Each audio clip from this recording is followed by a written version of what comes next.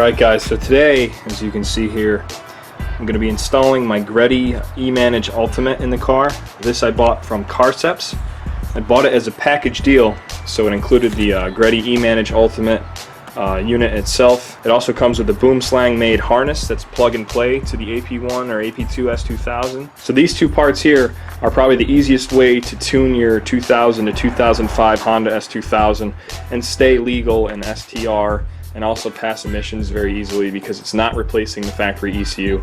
This is just a piggyback unit that's going to be kind of tricking the factory ECU to allow you to change the values from the sensors in the car and tune the car itself for like full bolt-ons. So as you guys know, this car right now has stock intake, stock header. The only performance mods on it are a high flow cat and the Tanabe exhaust. The Tanabe exhaust is pretty much the same diameter as the stock exhaust, so it's not going to really add any power. The only thing on the car right now that adds a little power is the Burke 63.5mm high flow cat. So I'm going to be also installing the AFE intake at the same time I'm doing this Greddy tuning package. So I purchased this as a combo unit that gave me the unit itself, the harness, and a tune already loaded on here from Carceps. It's a specific STR tune. It's basically a tune for S2000s. AP1s is what I purchased for the basic bolt-on package. You know, they want you to have a header, intake, high flow cat, and exhaust. I have the stock header. They say the stock header flows just as good as anything in the aftermarket world, so I'm going to leave the stock header.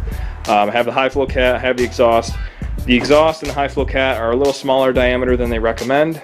However, that should only allow the tune to run maybe a tiny bit rich, which is safer than running lean.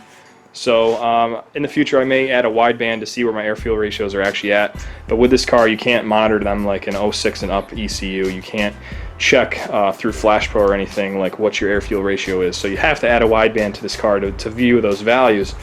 But so I'm going to be doing the intake, and I'm going to be doing the Carceps installation for the Greddy Emanage, and that should definitely wake this car up. It's going to put VTEC at 4,000 RPM, and it's also going to add fuel and add ignition to the timing on the car, so that it'll make more power all the way throughout the rev range. So here's a look at the harness. I'm not going to make a super detailed video on how to install this, because if you buy this from Carceps, they send you many PowerPoint presentations on how to go step by step through the installation process. So if you do purchase this, it's quite straightforward on how to put it in the car. There's no cutting or splicing wires or anything. This harness is plug and play.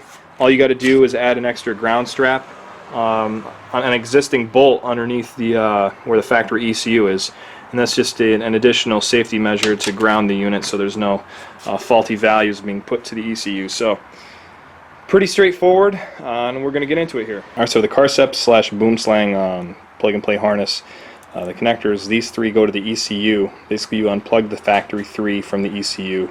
You fold this in half and plug the ECU back into this side, and then this long cable runs to the Greddy Emanage unit. The instructions, like I said, that come with this from Carceps are very thorough. Alright, so just to give you guys a quick look at what we're looking at here, stock ECU is up there. You got to pop the panel off in front of the hood release and everything. So once you pop that off, you find your ECU, you unplug your 3 factory connectors, and then you're going to take your Carceps harness and fold it into an S, kind of like that. You're going to fold these all the way back. You're going to fold this over the top because that's where your connectors down there are going to plug in. So we want to put these into the ECU, and then these, the female side, is going to go into the males up here. Alright, so once everything is connected, it should look something like this. Got everything connected to the ECU. You got the factory Honda connectors plugged into the adapter here, and then you got this one black wire that's a grounding loop that you're gonna have a ring terminal, and you want to back out the bolt up there, that 10mm bolt, and run that in the same loop for the harness. And then the hard part will be to fold this all back and fit the factory panel back over this. Alright, so the easiest way I found to get the harnesses kind of pulled to the side and out of the way is so I connected 2 really long zip ties together and strung them all the way around the back of the ECU, and I pushed up as high as I could on the connectors there. Just zip tied it really tight, and I didn't tie it around the wires, I tied it around the shrink tubed portion of the cables. That way they'd be protected a little bit better and it's not pulling them out of the terminals in any way. So that kind of keeps everything off to the side when you're fighting with the factory panel trying to put it back on. I definitely recommend to do that because you're going to be hating it if you don't. Alright, so after a lot of digging around, I finally got the harness all routed and installed. I ended up going with a location to come out of the carpet right down in front of the hump here on the floor. My feet are always forward of this hump, so it doesn't really matter. I plan to mount the Emanage unit right in front of this hump. So it's got some air ventilation, and I can slide my seat forward quite a bit still when I'm racing autocross. So all the factory panels are back on. I did try to get clip number 16 way back there. I got it in and then it just popped out. There's so much pressure on this plate you'll probably never be able to get it in and stay. So this plate is kind of pushed out a little more than stock, but without that clip in there it kind of hangs over the dead pedal there a little bit. It just clears the clutch pedal, so I'm not worried about that.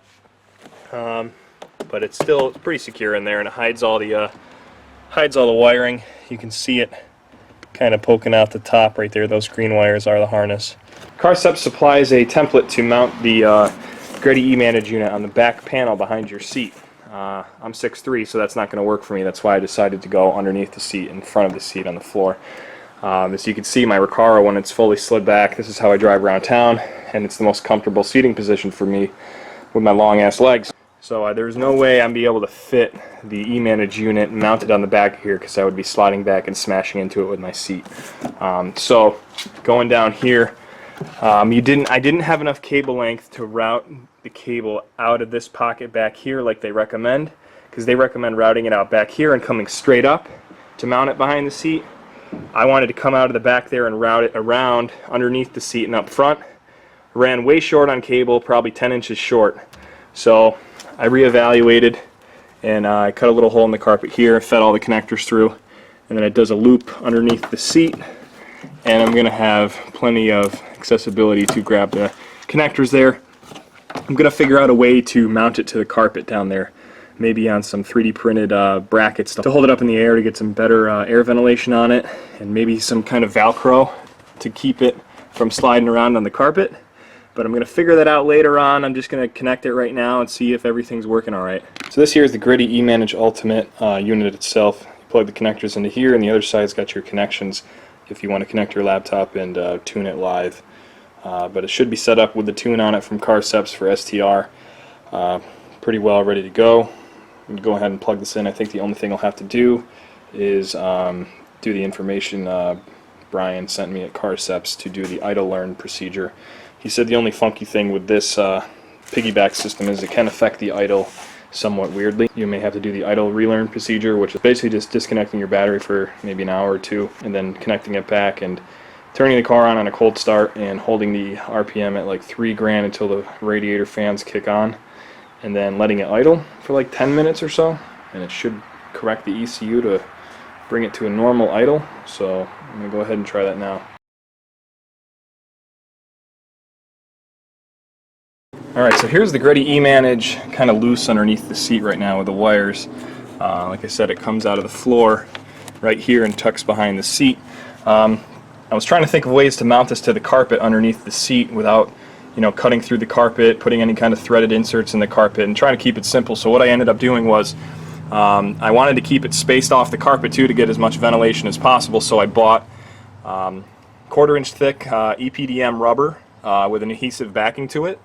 So I stuck that to the Greddy unit itself, and then on top of that I am using Velcro from Home Depot, and I know that the other mating half of the Velcro may not stick the best to the carpet itself. These are the other sides to the Velcro, the soft side. But I'm going to give this new product a try that I haven't used before. It's it's from Home Depot, and it is sticky back for fabrics. So the Velcro is meant to be stuck on fabrics. I'm not sure how that's going to translate to the carpet in this car, but I'm going to give it a shot here, and we're going to see if this stuff like cures to the carpet in a way. That way in the future I can remove it if I want and it won't damage the carpet in any kind of way.